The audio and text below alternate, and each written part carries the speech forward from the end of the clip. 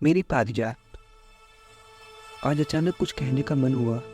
न जाने क्या ख्याल आया कि मैं एकाएक लिखने लगा। एक बार लिखा था मैंने कि वो बातें जो कभी न कही जा सकी, एकाएक उतारी गई माथे की सिलवटों पर। कभी कभी मन में जो हो वो कह देना चाहिए कि खुद से या अपनों से छुपाकर हमारे हाथ कुछ नहीं आता। खैर, मैं भी ना क्या ही बेतुका बोले जा रहा हूँ, पर बोल रहा हूँ क्योंकि मुझे भरोसा है तुम पढ़ोगी मेरा लिखा हर एक शब्द जैसे पढ़ता है कोई अपने धर्म ग्रंथ को।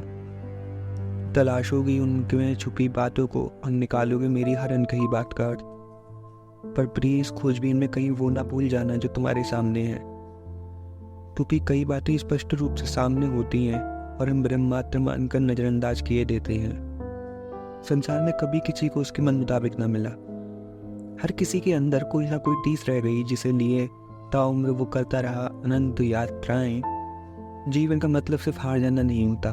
हम सीखते हैं कभी खुद से तो कभी औरों से, और ये सिलसिला चलता रहना चाहिए। लोग कह देते हैं कि सुख दुख होते हैं जीवन का हिस्सा, पर भला वो शख्स कैसे यकीन करेगा जिसने देखे हैं हमेशा सिर्फ दुख, जिसके हिस्से में आई खुशियाँ चंद पल की मेहमान बनकर।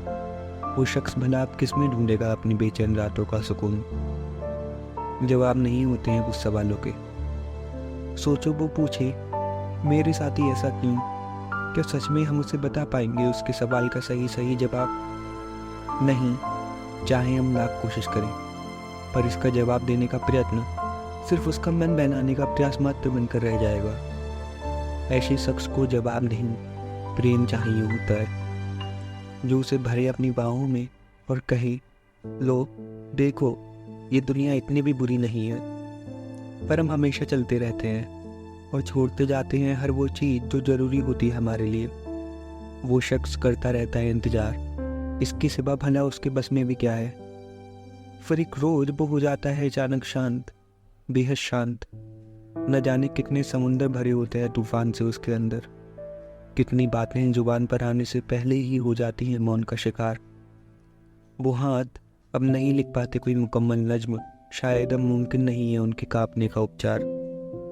ऐसे मौके पर मेरी स्मृति पटल पर सिर्फ जॉन एलिया साहब की वो पंक्तियाँ याद आती हैं कि तुम जब आओगी तो खोया हुआ पाओगी मुझे, मेरी तन्हाई में ख्वाबों के सिवा कुछ भी नहीं। तुम जब आओगी तो खोया हुआ पाओगी मुझे, मेरी तन्हाई में ख्वाबों के सिवा कुछ भी नहीं।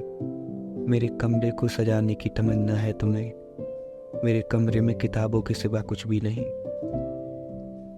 इन किताबों ने बड़ा जुल्म किया है मुझ पर,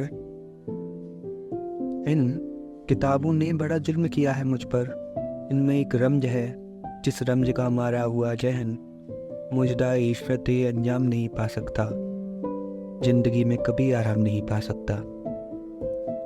वाकई ये किताबें और जहां बहुत जुल्म करते हैं। एक जीने को मजबूर करता है तो दूसरा जीना दुश्वार करता है। काश कह पाते हम और कर पाते बयां कि क्या होती है पीड़ा।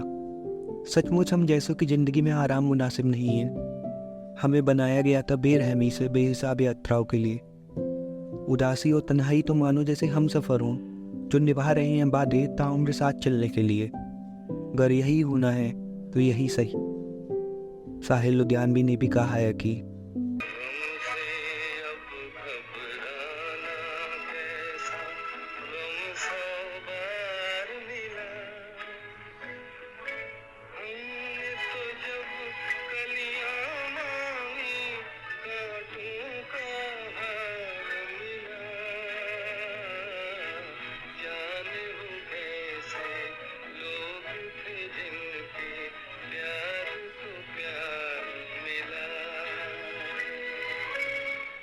तुम्हें लिख के मन मानो हल्का हो जाता है, ऐसे जैसे मैं सो रहा हूँ तुम्हारी अमान में और नींद में कर रहा हूँ तमाम शिकायतें इस दुनियादारी की। हाँ, मैं ही वो हारा हुआ शख्स हूँ जो तलाश रहा है अपना सुकून तुम्हारी छाँव के तले।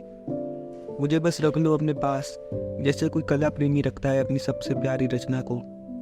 मुमकिन है कि मैं गुस्से में करूँ अटपटी बातें, पर उस वक्त तुम देखना बस मेरी आंखों में और ठहर जाना मेरे लिए।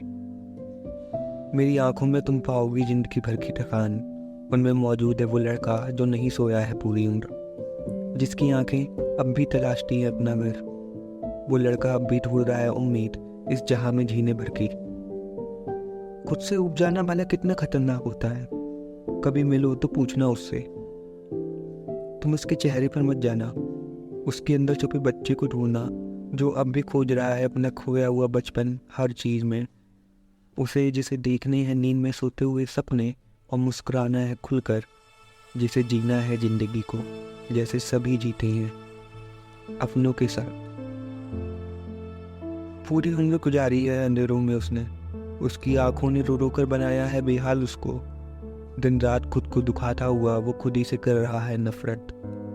उसे सिखाना तुम खुद से प्यार करना, पर उससे पहले तुम करना उससे भरपूर प्रेम, एक उम्मीद जगाने को।